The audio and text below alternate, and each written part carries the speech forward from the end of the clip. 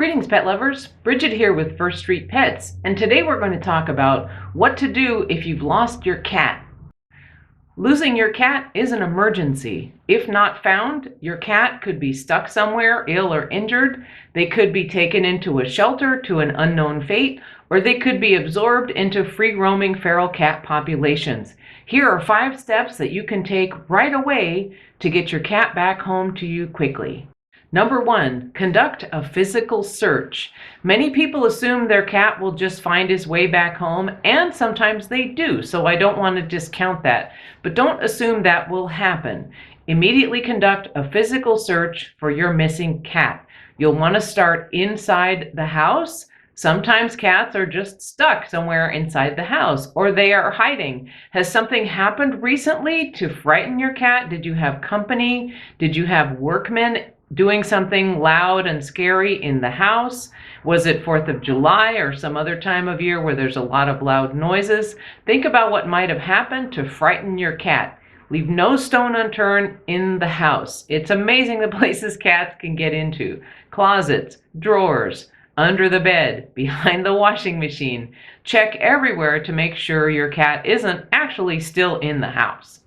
Once you've made sure your kitty is not actually in the house, start searching immediately around your house.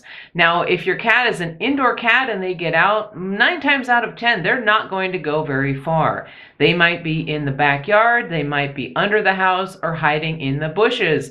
A good friend of mine recently lost her cat. He got out of her home, and she found him about 2 days later hiding in the woods, not 100 feet from her home. So this is pretty typical for cats that are used to living indoors. So look under the house, in the bushes. Be sure to check any sheds or outbuildings, any vehicles, if you might have left the doors open and they might have jumped in there. Again, it's amazing the places the cats go to. If you don't find your kitty near home, you'll want to expand your search to the neighborhood. Now, if your cat is an outdoor cat, then they probably are more comfortable going a little farther from the house. A general rule of thumb is to search about 2 blocks around your house, although there are many variables. But definitely take a walk around the neighborhood, check with the neighbors, and see if you see any signs of your cat having wandered farther from home or getting stuck somewhere at someone else's house. Number 2, update your microchip information. Is your cat microchipped? Do you even know? Is your cat's microchip registered? All very important things to know. If your cat isn't lost, definitely check into those things right now. If your kitty is missing, you will want to call the microchip company to make sure that the registration information is correct. Don't assume that the vet did it or the shelter did it, or that you did it when you got your cat 10 years ago. Go ahead and call and make sure that they have especially your current address and phone number. Now, you may find the microchip paperwork on your vet records, on your adoption or purchase agreements from where you got your pet, or if you had your pet shipped at one of those clinics, you may have a receipt or paperwork somewhere. So hopefully you have a way of knowing what that number is. And again, if your kitty isn't missing, definitely make a list of your pet's chip numbers. Like I have a spreadsheet of pet important information, including microchips. If you don't know which registry you registered with, you can go to petmicrochiplookup.org and type in the number, and it will give you a phone number to call. That's a very helpful tool.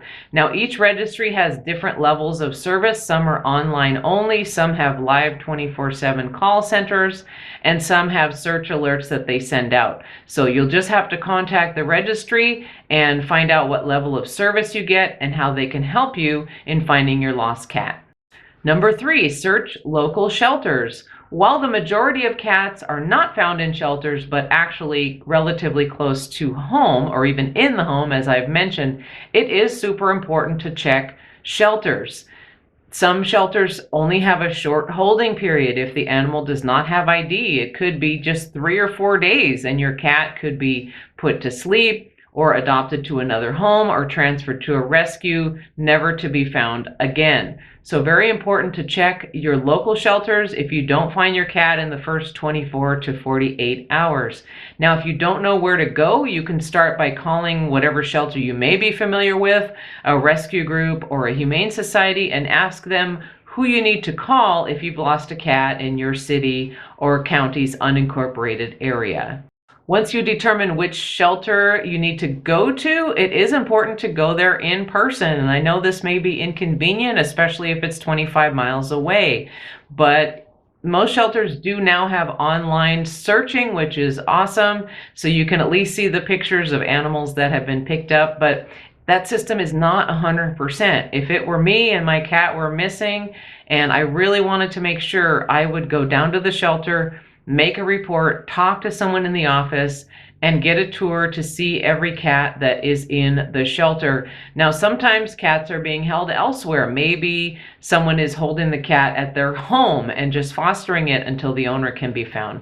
If a cat was found injured, they may be at the veterinarian, so they may have a picture or description on file, but the cat isn't physically at the shelter. So in any case, it's important to determine what shelter serves your area and to get in touch with them and hopefully actually go down there to do a search for your lost cat. Number 4, post on local social media. Notice the emphasis on local. I talk about this in a lot of my videos. Social media can reach everybody in the world, but that's not who you need to reach to find your lost cat in your neighborhood. Nextdoor is the best tool for finding lost pets or finding the owner of lost pets if you found someone else's stray animal. It is a good idea to post on Nextdoor with a picture and a description. I see this all the time in my local neighborhood, and very often there are tips and even reunions. So that's a good tool to start because it's very hyper-local. You may also have local Facebook groups for your area, especially if it's just your city or your neighborhood. That can be helpful as you get a lot of people posting on there who maybe are good Samaritans, who are retired or home a lot and active in the community, and they will definitely keep an eye out and call you if they have any sightings or any information about what happened to your cat. Number 5, put up posters in your neighborhood. Now, there are some websites where you can quickly generate and print lost cat posters for free. I will link my article and video on that subject in the description. It is very important to put up physical posters or signs or to hand out flyers as you're canvassing the neighborhood, because not everybody is going to see your posts on the internet. We have a tendency to think, well, I posted it so everyone saw it. Well, not everybody is on the internet. Not everybody has those apps on their phone. And with the way the AI works on social media, not even everybody who's on those pages will see it. So very important to print actual physical posters to put up in your neighborhood. Now, you want to put them up, of course, close to your home, around a shopping mall, an intersection, any place where there will be a lot of eyes on that poster. Now, be sure to obey your local laws about this, because you don't want to go through the trouble of printing all these signs, posting them around, and having them taken down the next day. So if you live in a homeowners association or you're posting on someone else's private property like a shopping center, be sure to check and find out what the regulations are. Posters can generate leads from you, as can the posts on social media. What you're going to want to do next is follow up on these leads, possibly by doing another physical search in a different area that you haven't searched already, by using a trail camera or a security camera, or by setting a humane trap. Please see the description for information on using security cameras and humane traps to recover your lost kitty. I hope this has been helpful for you, and I hope that you bring your lost cat home very soon.